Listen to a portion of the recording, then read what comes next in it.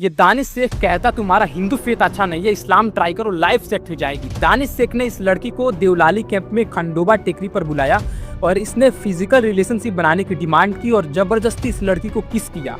TCS में काम करने वाली इस 25 साल के हिंदू लड़की ने बताया कि जब वो ऑफिस में थी तो तौसीफ अतर इनके पास आया और कहा कि इसने भी रामायण और महाभारत पढ़ी है। कृष्ण एक वोमेनाइजर था कि इसने 16,000 लड़कियों के साथ शादी की थी। पुलिस के इन्वेस्टिगेशन में ये सामने आया कि कंप्लेनेंट्स ने बार बार कंप्लेन की थी, लेकिन एचआर डिपार्टमेंट ने कोई एक्शन नहीं लिया। अश्विनी चैनानी फिलहाल जुडिशियल कस्टडी में है। ये इस केस में अकेली हिंदू एक्यूज्ड है। राजा रफीक मेमोन, जिसकी उम्र 35 साल की थी, इस पर 2 अलग अलग शादीशुदा महिला एम्प्लॉयज ने कंप्लेन फाइल की क्योंकि इसने उनके हनीमून के बारे में इंटरेस्टिंग और पर्सनल सवाल पूछे। दूसरा सफ़ी बिखन शेख, इसने गुड़ी पड़वा के दिन एक महिला की साड़ी का पल्लू पकड़ा। एक हिंदू फेस्टिवल के दिन एक हिंदू महिला के पारंपरिक कपड़े को ऑफिस में पकड़ा गलत इंटेंशन के साथ। इससे ज़्यादा ब्रिजन और क्या हो सकता है। ऑफिस के लॉबी में पेंट्री में ये तौसीफ अतर इस लड़की के पास आता था, इनअप्रोप्रिएट हरकतें करता था, जैसे हाथ पकड़ लेता, बॉडी टच करने की कोशिश करता, शादी कर लेंगे, कन्वर्ट हो जाओ, बस ऐसा प्रॉमिस करता। 1-2 बार तो ये तौसीफ अतर फोर्स करके फिजिकल रिलेशन बनाया शादी का झांसा देकर।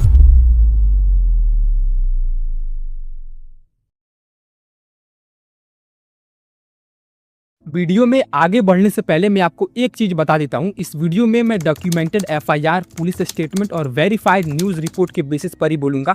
अपने से कुछ नहीं बोलूंगा और ना ही अपना कोई ओपिनियन शेयर करूंगा। जो भी होगा वो वेरीफाइड न्यूज़ रिपोर्ट्स और डॉक्यूमेंटेड एफआईआर के बेसिस पर होगा। तो चलिए शुरू करते हैं। देखिए, महाराष्ट्र का एक शहर है नासिक। नासिक वही शहर है जिसे हिंदू धर्म में बेहद पवित्र माना जाता है, जहाँ कुंभ मेला लगता है, जहाँ गोदावरी नदी बहती है। इसी नासिक में एक जगह है देवलाली कैंप और इसी देवलाली कैंप इलाके में टाटा कंसल्टेंसी सर्विस यानी टीसीएस का एक बड़ा बीपीओ यूनिट है। बीपीओ मतलब बिजनेस प्रोसेस आउटसोर्सिंग, जहां लोग बैंक्स की तरफ से कस्टमर्स को कॉल करते थे, क्रेडिट कार्ड लोन्स के बारे में बात करते थे। मतलब सिंपल सी जॉब, सिंपल सी सैलरी, लेकिन एक साफ सुथरे फ्यूचर का सपना लिए हुए सैकड़ों यंग लड़कियां वहां काम करती थी, ज़्यादातर मिडिल क्लास फैमिली से, उम्र 21 से 30 साल के बीच, घर से दूर, अकेली और अपने करियर में आगे बढ़ने की तलाश में। लेकिन इस ऑफिस के अंदर कुछ और भी चल रहा था, कुछ ऐसा जो बाहर से दिखता नहीं था, कुछ ऐसा जो इन लड़कियों ने महीनों तक अकेले झेला, कुछ ऐसा जो जब बाहर आया तो लोगों को सोचने पर मजबूर कर दिया। ये कहानी शुरू होती है 25 मार्च 2026 की शाम से। उस शाम नासिक के देवलाली कैंप एरिया में एक पुलिस स्टेशन के बाहर धीरे धीरे भीड़ इकट्ठा होने लगी। पहले 10, फिर 20, फिर 50 और जब रात के 12 बजे तो एक आई विटनेस के मुताबिक वहाँ कम से कम 200 लोग खड़े थे। ज़्यादातर नौजवान थे, माथे पर तिलक था, हाथ में कुछ नहीं था, बस एक गुस्सा था जो रात के अंधेरे में भी साफ दिख रहा था। और रात के ठीक 1 बजे यानी 26 मार्च 2026 को पहली एफआईआर दर्ज हुई। एक 23 साल की लड़की ने कंप्लेन फाइल की। ये टीसीएस नासिक की एम्प्लॉय थी, लेकिन इन्होंने जो कंप्लेन फाइल किया उसकी शुरुआत होती है साल 2022 से। साल 2022 जनवरी का महीना था और उसी टाइम देवलाली कैंप के लेविट मार्केट में 23 साल के हिंदू लड़की की मुलाकात हुई एक लड़के से जिसका नाम था दानिश शेख। दोनों एक ही कॉलेज में पढ़े थे, तो पहचान थी, बात होती थी और बात से धीरे धीरे फ्रेंडशिप भी हो गई। दानिश शेख ने बताया, मैं टीसीएस में काम करता हूँ, मैं तुम्हें जॉब दिलवा दूंगा, कोई टेंशन मत लो। लड़की खुश हो गई और इसने दानिश के बात पर भरोसा किया और इसके बाद धीरे धीरे दानिश शेख ने अपना असली रंग दिखाना शुरू किया। पहले तो जॉब दिलवाने के चक्कर में फ़ोन आते, मैसेज होते, फिर बात रिलीजियन यानी धर्म पर आ गई। ये दानिश शेख कहता तुम्हारा हिंदू फेथ अच्छा नहीं है, इस्लाम ट्राई करो, लाइफ सेट हो जाएगी। लेकिन इस लड़की ने इग्नोर करने की कोशिश की, लेकिन दानिश शेख पीछे ना हटा। बाद में जुलाई 2022 में दानिश शेख ने इस लड़की को देवलाली कैंप में खंडोबा टेकरी पर बुलाया और इसने फिजिकल रिलेशनशिप बनाने की डिमांड की और ज़बरदस्ती इस लड़की को किस किया। और जब इस लड़की ने इसका विरोध किया तो दानिश शेख ने इसे शादी करने की इच्छा जाहिर की। इस लड़की ने जो कंप्लेंट फाइल किया उसमें बताया कि यह अपनी बीसीए की डिग्री पूरा करने के बाद दानिश शेख के सजेशन पर टीसीएस में इंटरव्यू दिया और एसोसिएट की पोस्ट पर सेलेक्ट हो गई। दानिश शेख पहले से ही इस कंपनी में काम कर रहा था और इस लड़की के कंपनी में शामिल होने के बाद इन दोनों के बीच बातचीत और बढ़ गई और इसके चलते दानिश शेख इस 23 साल की हिंदू लड़की को ब्रेक टाइम पर बुलाता, कहता नमाज पढ़ो, बीफ खाओ वरना जॉब मुश्किल हो जाएगी। एक दिन तो दानिश शेख ने इस लड़की का रुद्राक्ष खींचकर फेंक दिया, बोला ये बकवास छोड़ो और इसके चलते लड़की डर गई लेकिन चुप रही। फिर आया फिजिकल पार्ट। दानिश से एक मीटिंग के बहाने इसे कैबिनेट में ले जाता, हाथ पकड़ता, कंधे पर हाथ रखता, शादी कर लेंगे बस कन्वर्ट हो जाओ ये प्रॉमिस करके साल 2024 में ये इसे अपनी बाइक पर बिठाकर ले गया होटल आनंद रिजॉर्ट। वहाँ ये इस लड़की के साथ जबरदस्ती किया, रेप जैसा अटेम्प्ट किया। लड़की रोई और मना की, लेकिन इसने धमकी दिया कि अगर बताया तो जॉब चली जाएगी। हालांकि इसी पॉइंट पर ये सारी चीज़ें तौसीफ अतर को पता चल गया। तौसीफ अतर दानिश से का ही दोस्त था ऑफिस में ही। तो जब तौसीफ को पता चला कि इन दोनों का फिजिकल रिलेशनशिप है तो इसने इस लड़की को ब्लैकमेल करना शुरू किया। कहा अगर तुमने मेरे साथ भी वही नहीं किया जो दानिश के साथ करती हो तो मैं तुम्हारे घर में बता दूंगा। ऑफिस के लॉबी में, पैंट्री में ये तौसीफ अतर इस लड़की के पास आता था, इनअप्रोप्रिएट हरकतें करता था, जैसे हाथ पकड़ लेता, बॉडी टच करने की कोशिश करता, शादी कर लेंगे कन्वर्ट हो जाओ बस ऐसा प्रॉमिस करता। और जब ये लड़की माना करती तो धमकी देता कि बोल देगी तो जॉब चली जाएगी, तेरा नाम बदनाम होगा। एक दो बार तो ये तौसीफ अतर फोर्स करके फिजिकल रिलेशन बनाया शादी का झांसा देकर। और इन सब के बीच दानिश शेख और तौसीफ अतर ये दोनों इस लड़की को डेली ये सुनाते थे कि इनका रिलीजन कितना बड़ा है, उसका रिलीजन कितना छोटा है। हिंदू देवी देवताओं के बारे में ये अपमानजनक बातें कहते, ये भी कहते कि अगर तुम हमारा रिलीजन एक्सेप्ट कर लो तो तुम्हारी पूरी ज़िंदगी बदल जाएगी। 4 साल, जुलाई 2022 से फरवरी 2026 तक पूरे 4 साल ये सब चला। और फिर फरवरी 2026 में एक मैसेज आया इस लड़की के फ़ोन पर। एक औरत का नाम था महरीन। इसने कॉल किया और कहा मैं दानिश शेख की बीवी हूँ, हमारे 2 बच्चे हैं।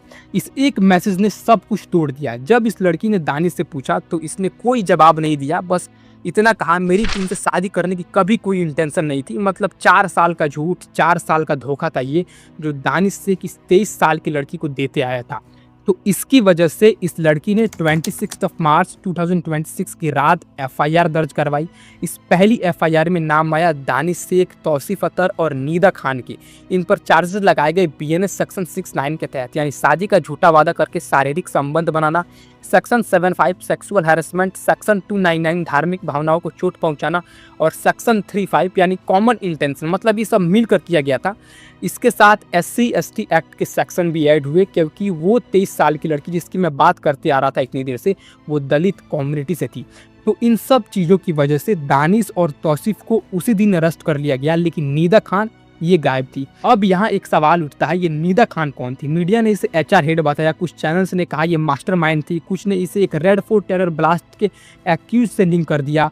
सोशल मीडिया पर आग की तरह फैल गई इसकी स्टोरी, लेकिन TCS ने 17 अप्रैल को ऑफिशियली स्टेटमेंट दिया, नीदा खान कोई HR हेड नहीं थी, ये 26 ईयर्स की प्रोसेस एसोसिएट थी, कोई लीडरशिप रोल नहीं, कोई रिक्रूटमेंट अथॉरिटी नहीं। ये पहली FIR में सिर्फ इसलिए नेम थी क्योंकि इसने हिंदू देवी देवताओं के बारे में अपमानजनक बातें कही थी। बाकी 8 FIR में इसका नाम था ही नहीं। अब बात करते हैं बाकी FIR की, क्योंकि वो पहली FIR तो बस शुरुआत थी। 26 मार्च की रात FIR दर्ज होने के बाद पुलिस अलर्ट हो गई। नासिक पुलिस कमिश्नर संदीप कर्णिक ने सोचा ये आइसोलेटेड केस नहीं लगता, इसलिए इन्होंने एक अंडर कवर ऑपरेशन चलाया। इसमें चुनी गई 7 फीमेल पुलिस ऑफिसर जो अगले 42 दिन इस ऑफिस के अंदर रहने वाली थी। इन 7 के लिए एक कवर स्टोरी तैयार हुई। कुछ को हाउस कीपिंग स्टाफ बनाया गया, यानी ये वही यूनिफॉर्म पहनती थी जो ऑफिस के सफाई कर्मचारी पहनते थे। कुछ को एंट्री लेवल एम्प्लॉयज़ के रूप में प्लेस किया गया, नई ज्वाइनिंग हुई जैसे। इनकी असली आइडेंटिटी किसी को नहीं पता था, इनके कलीग्स को नहीं, इनके सुपरवाइजर को नहीं। TCS मैनेजमेंट को ऑफिशियली बताया था या नहीं ये पब्लिकली क्लियर नहीं हुआ, लेकिन जो 147 एम्प्लॉयज़ उस BPO यूनिट में काम करते थे उनमें से किसी को शक तक नहीं था। और फिर शुरू हुए 42 दिन, जिसमें से 7 फीमेल पुलिस ऑफिसर क्लीनर्स बनकर हर फ्लोर्स घूमी। रिस्ट्रिक्टेड एरियाज, टीम लीड्स के कैबिन्स, ब्रेक रूम्स, पैंट्रीज, हर जगह को एब्जॉर्ब करती, जिसके कारण धीरे धीरे एक एक बात इनको पता चलने लगी और पूरा भांडा फूट गया। और फिर एक एक लड़की ने जिनके साथ गलत हुआ था उन्होंने अपनी बात पुलिस को बतानी शुरू की, जिसकी वजह से 1 अप्रैल को दूसरी FIR रजिस्टर हुई, 2 अप्रैल को तीसरी, चौथी और 3 अप्रैल को 5वीं, 6ठी, 7वीं, 8वीं FIR रजिस्टर हुई। यानी 26 मार्च से 3 अप्रैल तक पूरा 9 FIR रजिस्टर हुआ। इन FIR में नाम आए राजा रफीक मेमून, सफ़ी बिखन शेख, आसिफ अंसारी, शाहरुख खुरैशी, शाहरुख शेख और एक हिंदू एक्यूज्ड भी अश्विनी चैनानी। हाँ, एक हिंदू एक्यूज्ड भी थी।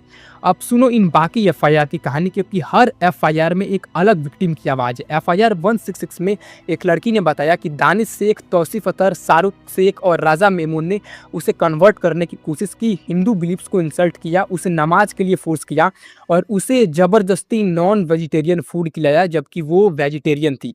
ये 2022 से मार्च 2026 तक चला। साथ ही एफआईआर 167 के तहत दर्ज अपनी शिकायत में एक 25 साल की हिंदू लड़की ने 3 लोग आसिफ अंसारी, सफ़ी शेख और तौसीफ अतर पर बार बार सेक्सुअल हरासमेंट, मॉलेस्टेशन और अश्लील बातें करने का आरोप लगाया और इनके स्टेटमेंट के बेसिस पर आरोपियों के खिलाफ भारतीय न्याय संहिता बीएनएस 2023 के सेक्शन 74, 75, 79, 302, 299 के तहत मामला दर्ज किया गया। ये वो एफआईआर रिपोर्ट है, आप वीडियो पॉज करके देख सकते हैं। लेकिन जिस लड़की ने ये एफआईआर रजिस्टर करवाया उसी ने अपने स्टेटमेंट में कई इंसिडेंट का जिक्र किया जिसकी शुरुआत सितंबर 2024 में एक ट्रेनिंग सेशन के दौरान हुई थी।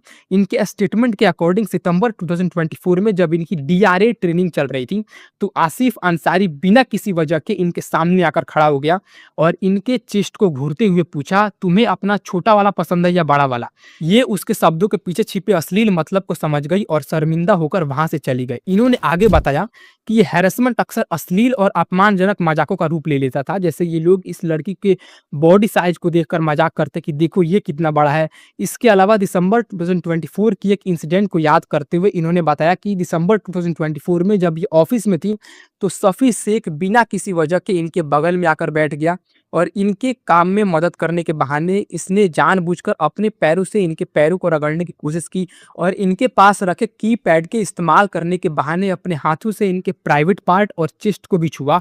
और केवल इतना ही नहीं, इस सेक्सुअल हैरेसमेंट के अलावा कंप्लेन में रिलीजियस इनसेंसिटिविटी और ऑफेंसिव रिमार्क्स भी शामिल है, क्योंकि शिकायतकर्ता यानी कंप्लेनेंट ने बताया कि फरवरी 2026 में तौसीफ अतर ने हिंदू देवी देवताओं के बारे में अपमानजनक कमेंट्स की थी। टीसीएस में काम करने वाली इस 25 साल के हिंदू लड़की ने बताया कि जब वो ऑफिस में थी तो तौसीफ अतर इनके पास आया और कहा कि इसने भी रामायण और महाभारत पढ़ी है। कृष्ण एक वोमेनाइजर था क्योंकि इसने 16,000 लड़की से शादी की थी। तो ये लोग ऐसे ऐसे डेरोगेटरी कमेंट्स करते थे हिंदू देवी देवताओं के बारे में और ये सब बातें कहकर ये लोग ऑफिस में काम करने वाली उन लड़कियों को कन्वर्ट करने की कोशिश करते थे। एफआईआर 171 जो एक 23 साल की हिंदू लड़की द्वारा रजिस्टर करवाया गया था उसमें इस लड़की ने वर्क प्लेस पर राजा मेमून और शाहरुख खुरैशी द्वारा हैरेसमेंट, थ्रेट्स और जबरदस्ती करने का आरोप लगाया। इन्होंने ये भी कहा कि इन दोनों ने हिंदू देवी देवताओं का मजाक उड़ाया। हालांकि ये दोनों भारतीय न्याय संहिता के सेक्शन 35, 74, 75 और 79 के तहत बुक्ड है।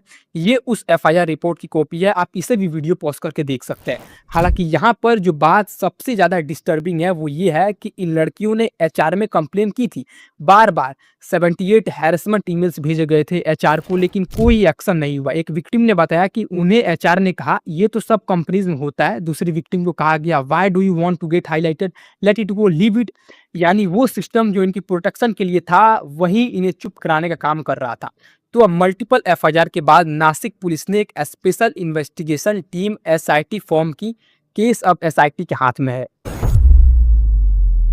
अब बात करते हैं उस इंसान की जो इस पूरी कहानी में सबसे खतरनाक किरदार है, तौसीफ बिलाल अतर, उम्र 36 साल, एक एक्सपीरियंस्ड एम्प्लॉय जो दानिश शेख का पार्टनर इन क्राइम था। पीछे हमने देखा कि कैसे इसने उस पहली विक्टिम को ब्लैकमेल किया था, तुम्हारी फिजिकल रिलेशनशिप का राज मैं जानता हूं, अगर मेरी बात नहीं मानोगी तो घर वालों को बता दूंगा। लेकिन तौसीफ की हरकतें यही नहीं रुकती थी।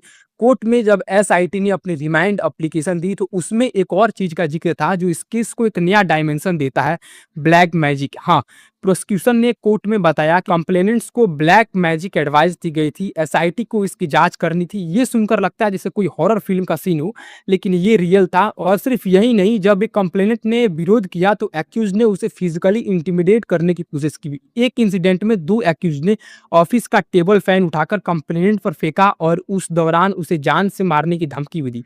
एक ऑफिस में दिन के उजाले में एक फैन उठाया और फेंक दिया। ये थी उस प्रोफेशनल वर्क प्लेस की सच्चाई। अब आते हैं उस स्टोरी पर जो शायद इस पूरे केस में सबसे अलग थी, एक मेल एम्प्लॉय की कहानी। 35 साल का एक सीनियर एनालिस्ट, इसने भी एफआईआर दर्ज की और इसकी कहानी सुनकर आप समझेंगे कि ये हैरेसमेंट सिर्फ जेंडर तक सीमित नहीं थी, ये एक सिस्टमैटिक रिलीजियस टारगेटिंग थी।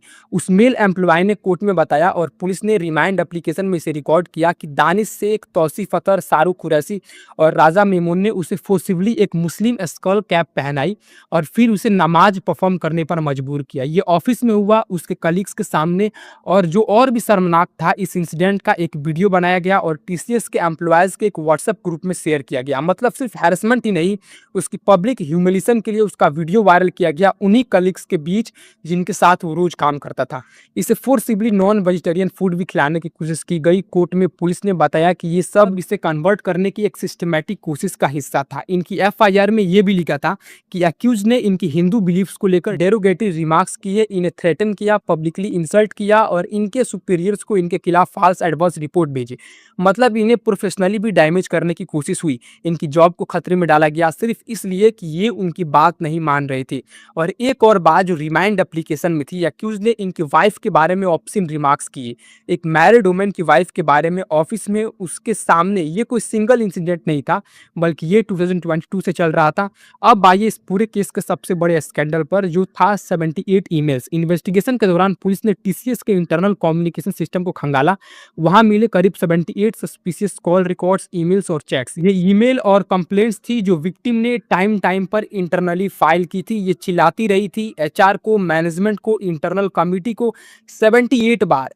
पुलिस के इन्वेस्टिगेशन में ये सामने आया कि कंप्लेनेंट्स ने बार बार कंप्लेन की थी, लेकिन एचआर डिपार्टमेंट ने कोई एक्शन नहीं लिया। एलिज्ड मिसकंडक्ट बिना किसी रोक टोक के सालों तक चलता रहा। और अब सवाल उठता है, एचआर डिपार्टमेंट में था कौन, एचआर को जिम्मेदार कौन था। यहाँ आता है इस केस का सबसे शॉकिंग ट्विस्ट, अश्विनी चैनानी। ये नाम इस केस में एक बड़ा सवाल बनकर खड़ा है। अश्विनी चैनानी टीसीएस नासिक यूनिट में असिस्टेंट जनरल मैनेजर यानी एजीएम थी, एक सीनियर पोजीशन, एक ऑथोरिटी फिगर। ये इंसान जिनके पास पावर थी, जिम्मेदारी थी। लेकिन उससे भी बड़ी बात, अश्विनी चैनानी टीसीएस की इंटरनल कमेटी की मेंबर थी, जो पीओएसएच यानी prevention of sexual harassment act के तहत बनी थी। पीओएसएच एक्ट जो इंडिया में 2013 में इसलिए बना था कि वर्क प्लेस में वुमेन को हैरेसमेंट से बचाया जा सके। हर कंपनी में एक इंटरनल कमेटी होती है जो कंप्लेन रिसीव करती है और एक्शन लेती है, और वो कमेटी जो हैरेसमेंट से बचाने के लिए बनी थी, उसकी मेंबर ही एक्यूज निकली।